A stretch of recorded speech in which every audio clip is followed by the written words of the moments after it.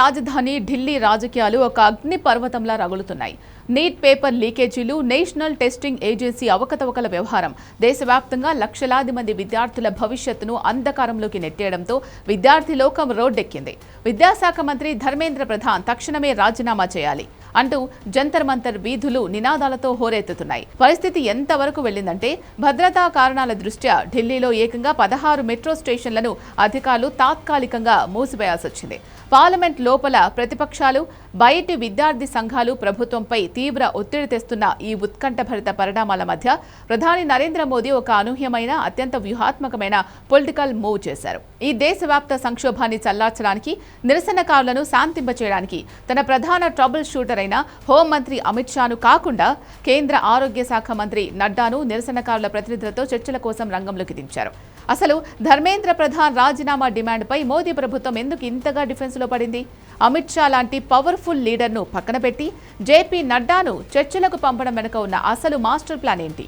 ఈ వీడియోలో ఆసక్తికరమైన తాజా ఢిల్లీ పరిణామాలు పూర్తిగా విశ్లేషిద్దాం.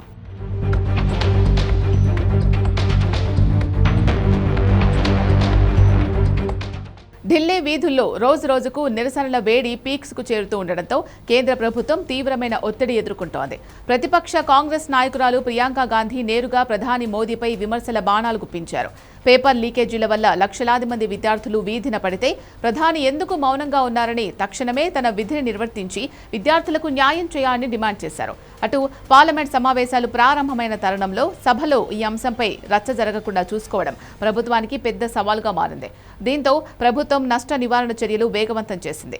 నిరసనల తీవ్రతను తగ్గించేందుకు ప్రజల్లోకి ఒక గట్టి సంకేతాన్ని పంపేందుకు విద్యాశాఖ ఉన్నతాధికారి కార్యదర్శి వినీత్ జోషిపై ప్రభుత్వం వేటు వేసింది. ఆయనను తక్షణమే పదవి నుంచి తొలగించి ఆ స్థానంలో నరేష్ గంగ్వార్కు విద్యాశాఖ కార్యదర్శిగా కొత్త బాధ్యతలు అప్పగించింది. మరోవైపు నీట్ పరీక్షల్లో అక్రమాలపై దేశ రాజధానిలో గత 26 రోజులుగా ఉత్కంఠభరితంగా సాగిన సామాజిక కార్యకర్త సోనం వాంగ్ చుక్క ఆమరణ నిరాహార దీక్ష కూడా ఒక కొలిక్కొచ్చింది. కేంద్ర ప్రభుత్వం నుంచి నీట్ పరీక్షల పారదర్శకతపై స్పష్టమైన హామీ లభించడంతో కేంద్ర మంత్రుల సమక్షంలో ఆయన తన నిరసనను అధికారికంగా విరమించారు. అయితే అధికారులు మారినా, కొందరు దీక్షలు విరమించినా విద్యాశాఖ మంత్రి ధర్మేంద్ర ప్రధాన్ తక్షణమే తప్పుకోవాలి అనే ప్రధాన డిమాండ్ మాత్రం అలాగే ఉంది. మరి ఇంతటి క్లిష్ట సమయంలో విద్యార్థులు అగ్రెసివ్గా ఉన్న తరుణంలో హోంమంత్రి అమిత్ షా వంటి కఠినమైన నిర్ణయాలు తీసుకునే నాయకుడిని కాకుండా జేపీ నడ్డాను మోడీ ఎందుకు ఎంచుకున్నారు? ఇక్కడే ప్రధాని మోదీ పొలిటికల్ మాస్టర్ ప్లాన్ దాగి ఉంది. పాట్నాలో జన్మించిన జేపీ నడ్డా వివాదాలకు దూరంగా ఉంటే ఎన్నో సున్నితంగా, మృదువుగా మాట్లాడే ఒక ఆర్గనైజర్ శైలి కలిగిన నాయకుడు. ఆయన ఎలాంటి సైద్ధాంతిక ఘర్షణలకు వెళ్లకుండా ఎంతటి ప్రత్యర్థి వాదననైనా ఎంతో ఓపికగా వినగలరు. జేపీ నడ్డా ఈ చర్చల్లో సరిగ్గా తన నైపుణ్యాన్ని ప్రదర్శించారు. నిరసనకారుల ప్రతినిధులైన సౌరభ్ దాస్, అశుతోష్ రంకాలను తన వద్దకు పిలిపించుకొని వారికి ఎంతో మర్యాదగా టీ, స్నాక్స్ ఇచ్చి వారి ఆవేదనను, డిమాండ్లను చాలా ఓపికగా ఉన్నారు.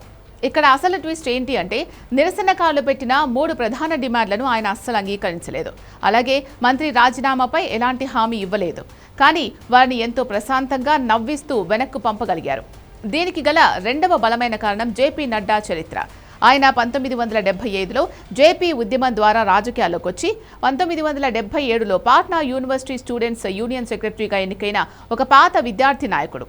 కాబట్టి ఆందోళన చేస్తున్న నేటితరం విద్యార్థుల మనస్తత్వం ఎలా ఉంటుంది, వారిని ఎలా డీల్ చేయాలి అనేది ఒక మాజీ స్టూడెంట్ లీడర్గా ఆయనకు బాగా తెలుసని బీజేపీ అధిష్టానం నమ్మింది. దీనికి తోడు సాంకేతికంగా చూసుకుంటే నీట్ పరీక్షలు విద్యాశాఖ పరిధిలోని ఎన్టీఏ నిర్వహిస్తున్నప్పటికీ ఆ పరీక్షల ద్వారా జరిగే మెడికల్, డెంటల్ కోర్సుల అడ్మిషన్లు, కౌన్సిలింగ్, సీట్ల కేటాయింపులన్నీ జేపీ నడ్డా నేతృత్వంలోని కేంద్ర ఆరోగ్య శాఖ పరిధిలోకి వస్తాయి. కాబట్టి ఈ సమస్యకు జేపీ నడ్డా కూడా ఒక ప్రత్యక్ష భాగస్వామి. అందుకే ఆయనను చర్చలకు పంపడం ద్వారా అటు విద్యార్థుల్లో తీవ్రత తగ్గించడంతో పాటు సమస్య పరిష్కారానికి ప్రభుత్వం అత్యున్నత స్థాయిలో ప్రయత్నిస్తోంది అనే నమ్మకాన్ని కల్పించగలిగారు.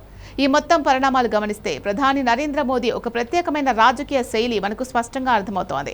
మోదీ సాధారణంగా ప్రతిపక్షాల ఒత్తిడికి లేదా రోడ్లపై జరిగే నిరసనలకు లొంగిపోయి తన కేబినెట్ మంత్రులను తొలగించడానికి అస్సలు ఇష్టపడరు. ఒకవేళ ఇప్పుడు ప్రతిపక్షాల డిమాండ్కు తల ఉంచి ధర్మేంద్ర ప్రధాన్ చేత రాజీనామా చేయిస్తే అది ప్రతిపక్షాలు సాధించిన పొలిటికల్ విజయంగా మారుతుందని, ప్రభుత్వం డిఫెన్స్లో పడింది అనే సంకేతాలు ప్రజల్లోకి వెళ్తాయని బీజేపీ భావిస్తోంది.